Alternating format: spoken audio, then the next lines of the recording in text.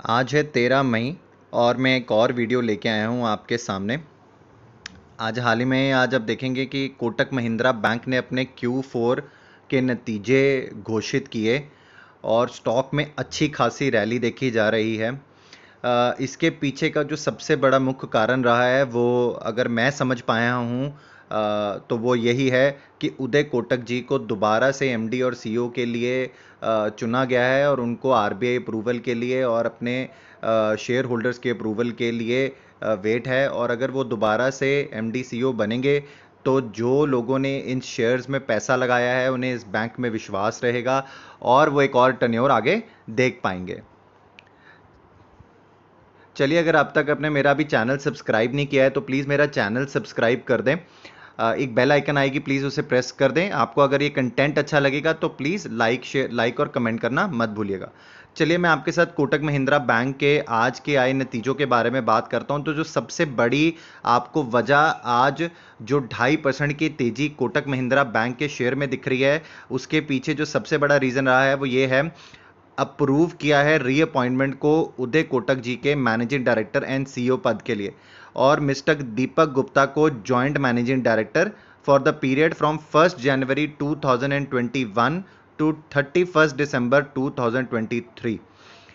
इसी न्यूज़ के ऊपर आज मार्केट ने सबसे ज़्यादा रिएक्ट किया है। मैं आपके साथ आगे शेयर करता हूं कि बैंक के रिजल्ट्स भी कैसे आए।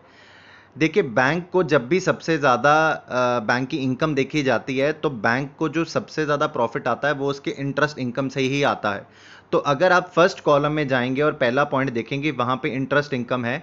हम इंटरेस्ट इनकम 31 मार्च 2020 की और 31 मार्च 2019 को कंपेयर करते हैं आपस में, तो अगर आप देखेंगे तो इसमें ऑलमोस्ट 600 करोड़ का प्लस है। 31 मार्च 2019 को 6,390 करोड़ की इंटरेस्ट इनकम अर्न की थी क्वार्टर में।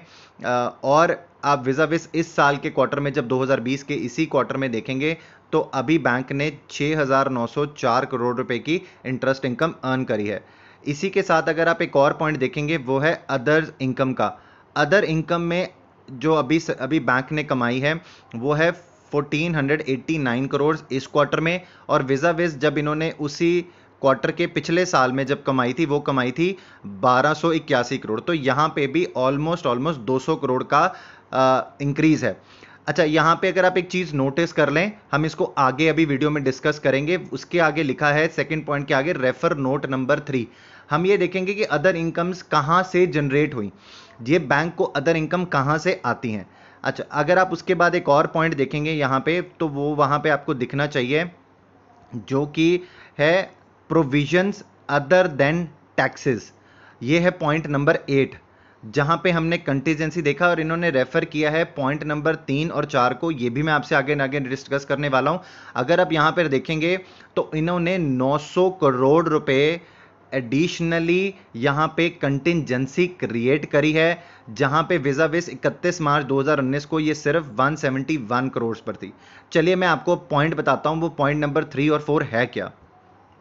जब आप इसके नोट्स पर जाएंगे, ये आपको इन्फॉर्मेशन बहुत इजीली अवेलेबल है। आपको बीएससी की साइट पर जाना है, वहाँ पे सर्च बॉक्स में कोटक महिंद्रा बैंक डालेंगे तो उसके बाद आपको कॉर्पोरेट कम्युनिकेशंस में जाना है, तो आपको वहाँ पर ये जो उन्होंने अपने आज रिजल्ट्स की ये कॉपी अपलोड करी है, 54 पेजेस की कॉपी है। मैं अपनी तरफ से जितना आपको अच्छे तरीके से ईजिली समझा सकता हूँ, समझा पाऊंगा, मैं आपको समझाने की कोशिश करूंगा। देखिए, थर्ड पॉइंट जहाँ पे हम अदर इनकम्स की बात कर रहे थे, तो मैं आपको बताता हूं other incomes include non fund based income such as commissions earned from guarantees, letter of credit, financial advisory fees, selling of third party products जैसे कि insurance, vehicle insurance, mutual funds, earnings from foreign exchange transactions and profit and loss from the sale of securities, provisions write back for mark to market depreciation of investments in HAFs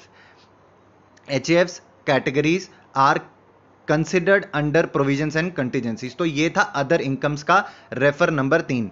अब आप बात करते हैं हम जहां पे हमने बात करी थी कंटिजेंसीज की।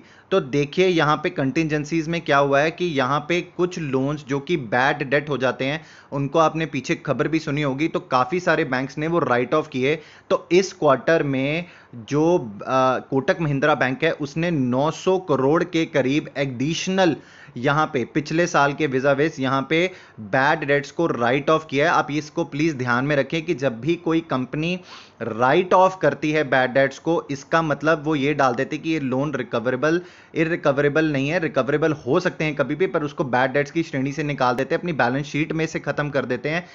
और इनको आप ये भी आपको मैं बताता हूं एडिशनल इंफॉर्मेशन कि जब आप टैक्सेशन ये फाइल करते हैं तो इनको उसमें भी डिडक्शन मिलती है इसकी, राइट। तो ये भी उनको पॉइंट अच्छा मिलता है यहाँ पे, बट ये बैंक के लिए अच्छी चीज नहीं है जहां पे हम अच्छा प्रोविजंस इतने ज्यादा प्रोविजन हमें क्रिएट करने पे। देखिए इस टाइम पे जब बैंक मैं जब वीडियो बना रहा हूं तो बैंक जो है वो ऑलमोस्ट 2.5% के करीब की तेजी के साथ 26 रुपए की आज तेजी है। बैंक का जो करंट प्राइस है वो 1186 रुपए है। जो बैंक ने अपना हाल ही में 52 वीक्स हाई लगाया था वो 1739 रुपीज़ का लगाया था, और हाल ही में जो अपना 52 वीक्स लोग लगाया है वो 1000 के करीब लगाया है। बहुत ही अच्छे भाव पे आपको ये मिल रहा है। इसकी EPS ratio earning per share की 31 रुपए है, और ये काफ़ी अच्छे प्राइस पर अभी भी ट्रेड कर रहा है। पीबी रेशो 4.83 है, मतलब अपनी बुक वैल्यू से 4 गुना ये शेयर ट्रेड कर रहा है। अच्छा बैंक है, अच्छे फाइनेंशियल्स हैं, अच्छी लीडरशिप है। अगर आपको कभी भी स्टॉक में पैसा लगाना हो तो आप इस स्टॉक के प्लीज़ वैल्यूएशंस को अच्छे तरीके से खुद भी स्टडी करें।